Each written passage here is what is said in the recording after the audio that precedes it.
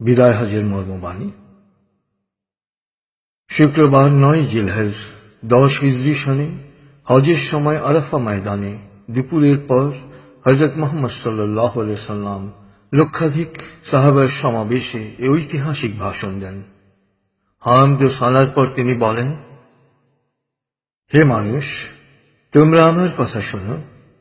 এরপর এই স্থানে তোমাদের সাথে আর একত্রিত হতে পারবো কিনা জানি না। হে মানুষ, আল্লাহ বলেন, হে মানব জাতি, তোমাদেরকে আমি এক পুরুষ ও এক নারী থেকে সৃষ্টি করেছি এবং তোমাদেরকে সমাজ ও গোত্রে ভাগ করে দিয়েছি যেন তোমরা পরস্পরের পরিচয় জানতে পারো।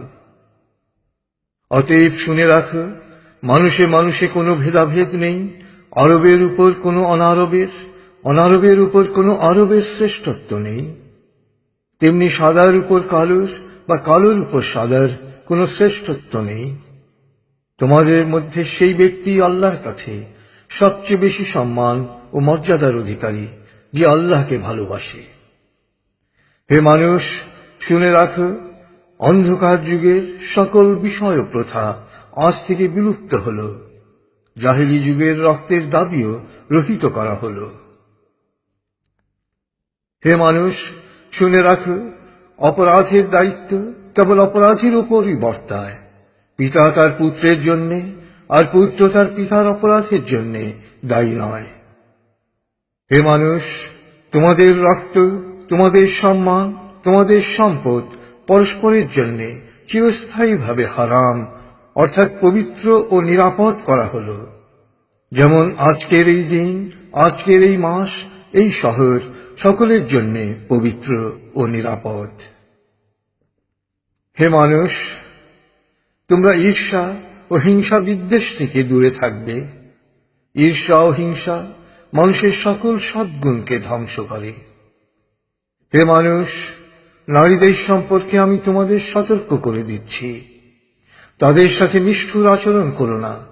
তাদের উপর যেমন তোমাদের অধিকার রয়েছে, তেমনি তোমাদের উপর তাদেরও অধিকার রয়েছে। সুতরাং তাদের কল্যাণের দিকে সবসময় খেয়াল রেখো। হে মানুষ, অধীনস্থদের সম্পর্কে সতর্ক হও। তোমরা নিজেরা যা খাবে তাদেরও তা খাওয়াবে, নিজেরা যা পরবে তাদেরও তা পরাবে। শ্রমিকের শরীরের ঘাম শুকানোর আগেই তার মজুরি পরিশোধ করবে। হে মানুষ, বিশ্বাসী সেই ব্যক্তি যার হাত ও মুখ থেকে অন্যের সম্মান, ধন ও প্রাণ নিরাপদ। সে নিজের জন্য যা পছন্দ করে অন্যের জন্য তাই পছন্দ করে। হে মানুষ, বিশ্বাসীরা পরস্পরের ভাই। সাবধান, তোমরা একজন আরেকজনকে হত্যা করার মতো কুফরি কাজে লিপ্ত হও না। হে মানুষ, শুনে রাখো, আজ হতে বংশগত শ্রেষ্ঠত্ব বা কৌলিন্য প্রথা বিলুপ্ত করা হল। কুলীন বা শ্রেষ্ঠ সেই যে বিশ্বাসী ও মানুষের উপকার করে।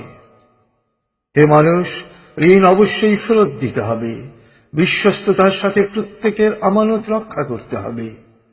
কারো সম্পত্তি সে যদি স্বেচ্ছায় না দেয় তবে তা অপর কারো জন্য হালাল নয়। তোমরা কেউ দুর্বলের উপর অবিচার করো না। হে মানুষ, জ্ঞানীর কলমের কালি শহীদের রক্তের চেয়েও মূল্যবান।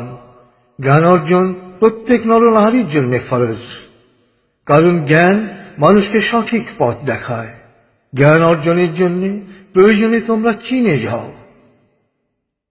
হে মানুষ, তোমরা তোমাদের প্রভুর ইবাদত করবে, নামাজ কায়েম করবে, যাকাত আদায় করবে, রোজা রাখবে, হজ করবে আর সংঘবদ্ধভাবে নেতাকে অনুসরণ করবে। তাহলেই তোমরা জান্নাতে দাখিল হতে পারবে। হে মানুষ, শুনে রাখো, একজন কুশ্রী কদাকার ব্যক্তিও যদি তোমাদের নেতা মনোনীত হয়, যতদিন পর্যন্ত সে আল্লাহর কিতাব অনুসারে তোমাদের পরিচালিত করবে, ততদিন পর্যন্ত তার আনুগত্য করা তোমাদের অবশ্য কর্তব্য। হে মানুষ, শুনে রাখো, আমার পর আর কোনো নবী নেই। হে মানুষ, আমি তোমাদের কাছে দুটো আলোকবর্তিকা রেখে যাচ্ছি। যতদিন তোমরা এই দুটো অনুসরণ করবে, ততদিন তোমরা সত্য পথে থাকবে। এর একটি হলো আল্লাহর কিতাব, দ্বিতীয়টি হলো আমার জীবন দৃষ্টান্ত। হে মানুষ, তোমরা কখনই ধর্ম নিয়ে বাড়াবাড়ি করো না, কেননা অতীতে বহু জাতি ধর্ম নিয়ে বাড়াবাড়ি করার কারণে ধ্বংস হয়ে গেছে। হে মানুষ, প্রত্যেককেই শেষ বিচারের দিনে সকল কাজের হিসেব দিতে হবে, অতএব সাবধান হও। হে মানুষ, তোমরা যারা এখানে হাজির আছো, আমার এ বাণীকে সবার কাছে পৌঁছে দিও। এরপর তিনি জনতার উদ্দেশ্যে জিজ্ঞেস করলেন, হে মানুষ, আমি কি তোমাদের কাছে আল্লাহর বাণী পৌঁছে দিয়েছি? সকলে সমস্বরে জবাব দিল, হ্যাঁ। এরপর নবীজি বললেন, হে আল্লাহ, তুমি সাক্ষী থাকো, আমি আমার সকল দায়িত্ব পালন করেছি।